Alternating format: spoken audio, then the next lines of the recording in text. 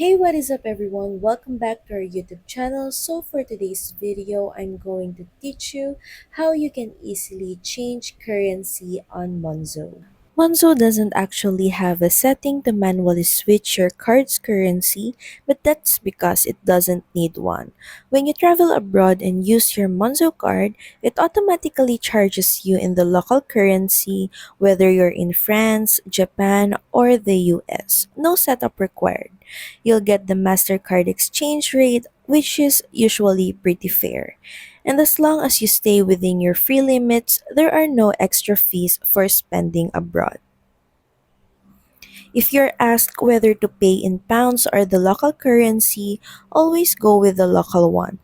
That way, you avoid hidden conversion charges. So that's how Monzo conveniently handles the currency part for you, so you can focus on enjoying your trip. So that's pretty much it. Thank you very much for watching this video. I hope that this video helped you, and please don't forget to like, share, and subscribe to the channel. And I will see you again on the next one. Bye!